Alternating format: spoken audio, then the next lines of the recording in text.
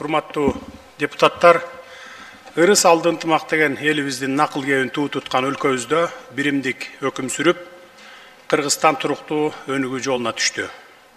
Мамлекеттин ички тышкы саясатында бир топ илгери жылыштар болуп жатканына жалпы эл күбө. Кудай буюрса, буга чейин жүрөгө өйтүп келген чек ара маселелери кошуналар менен толук жөнгө салынып, өз ара пайдалуу негизде чечилип калды. Кошуналарыбыз менен достукта жана ынтымакта жашоонун пайдыбалы андан ары бекемделүүдө. Россия, Кытай, Европа мамлекеттери, Түркия, Корея, Япония сынды өлкөлөр менен алакалар жаңы деңгээлге көтөрүлүп, өз ара кызматташуу чыңалууда. Ал эми мамлекетибиздин турмушунда болуп жаткан өзгөрүүлөр, экономикалык өсүштөр, айрыкча улам четинен ачылып жаткан социалдык экономикалык объектилер, бир катар тармактарды реформалоого жасалган аракеттер жалпы мекендештерди кубантып жатат десем жаңылышпаймын.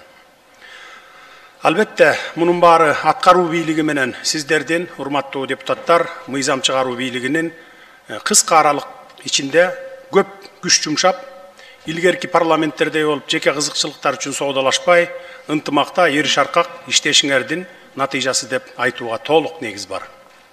Аткаруу бийлиги тарабынан демилгеленген мамлекеттик маанилүү маселелерди кечиктирбей колдоп берип келе жатасыздар. Бул үчүн сиздерге терең ыраазычылык билдире кетейин. Албетте, араңыздарда илгерки көндүм адатын кылып, министрликтер тараптан жеке кызыкчылыктар чечилбей калган үчүн кандай гана маселе болбосун каршы добуш берген 5-6 депутаттар бар. Аларга эми көңүл бурбай эле коелу. Анткени көпчүлүк басымдуулук кылып, мамлекет үчүн пайдалуу, келечектүү маселелерди колдоп берип келе жатасыздар. Жыйынтыгында көзгө көрүнөрлүк ири иштер жасалып, жалпы журтубуз менен бирге эл аралык коомчулуктагы алгылыктуу иштерибизди белгилеп келишүүдө.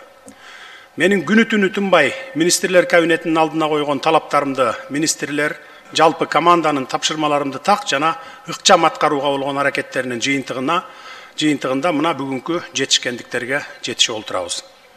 Ачыгын айтып коюш керек, бул жетишкендиктерге министрлер кабинетинин мурдакы төрагасы Акылбек Жапаровдун дагы салымы бар. Эми анын кызматтан кетишин ашыкча саясатташтыруунун кажети жок деп ойлойм. Бирок өлкө бюджетин түзүүчү салык системасындагы оркойгон терс көрүнүштөр баарыбызды кейишке салды. Маселен, акциз маркаларына байланышкан махинациялар ашкереленип жатат. Өзүңүздөргө белгилүү болгондой, бул тармак Акылбек Үсөнбековичтин түздөн-түз көзөмөлүндө болчу. Демек, салык системасындагы мыйзамсыз аракеттерди мурдатан эле токтотуп калуу мүмкүн эле.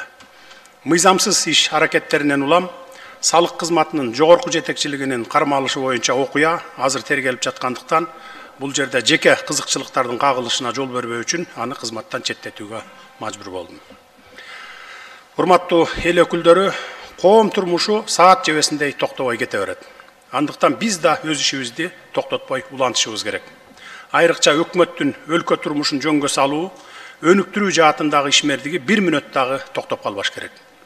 Мындан улам министрлер кабинетинин төрагасы кызматына баарыңыздарга белгилүү Адилбек Алешевич Касымалиевдин талапкерлигин сунуш кылгам. Мен анын өмүр жолуна көз салсам Ленинград финанс-экономикалык институтун аяктагандан тартып каржы, салык, жыйымдар боюнча жөнөкөй кызматкерден баштап бир топ жетекчилик кызматкерлердин тепкичин басып өтүптүр.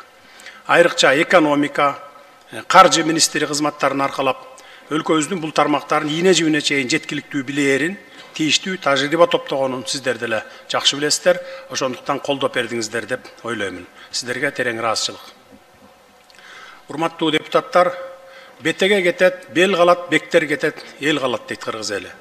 Биз да кетебиз. Мөөнөтүңөр аяктагандан кийин сиздер да кетесиздер.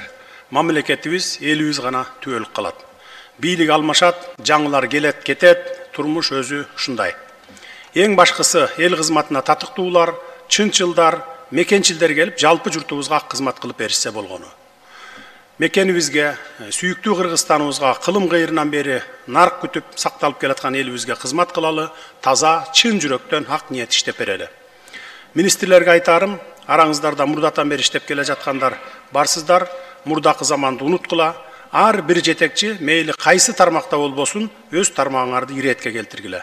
Коррупциялык элементтерди, уурулуктарды түп тамыры менен жок кылгыла, таза иштегиле. Эгерде таза адилет иштегенге көзүңөр жетпесе, эртелеп эле арыз жазып кетип калганыңар өзүңөргө жакшы болот. Урматтуу депутаттар, урматтуу министрлер, ишиңиздерде ийгиликтер болсун, көңүл бурганыңыздарға рахмат. Чоң рахмат дагы бир жолу.